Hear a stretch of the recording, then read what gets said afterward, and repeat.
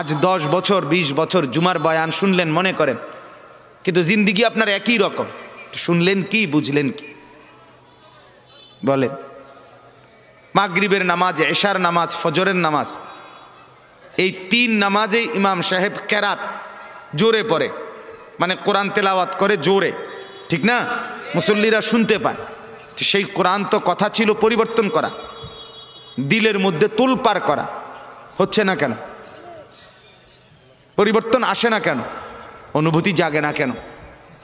যারা বেঈমান তারা যদি বদলে যায়, আমাদের তো মা মুসলমান, বাবা মুসলমান, আমাদের তো জন্মের পরে আমাদের 2 কানে আজান শুনাইছিল, ইকামত শুনাইছিল। আমাদেরকে তো হিন্দি সিনেমার গান শোনায় না, নর্তকীর নাচ দেখায় নাই ছোটবেলা, আজান শুনাইছিল কানে। তো বদলাবে না কেন? চেঞ্জ হবে না কেন? মূল একটা কারণ, আপনি সিদ্ধান্ত নিয়ে নিছেন আগেই, এটা আমার জন্য না,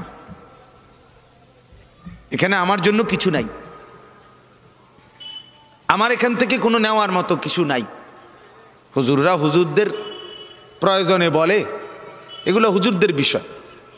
এই জিন্দিগির এই সিদ্ধান্ত ইচ্ছা করে আপনি দরজা বন্ধ করে দিছেন, ইচ্ছা করে সিটকারি লাগাই দিছেন, ইচ্ছা করেই লাইট বন্ধ করে দিছেন, আপনার হাতে আপনি সুইচ বন্ধ করে দিছেন, নিজের হাতে নিজে দরজা বন্ধ করে দিছেন, নিজের হাতে নিজে সিটকারি লাগাই দিছেন।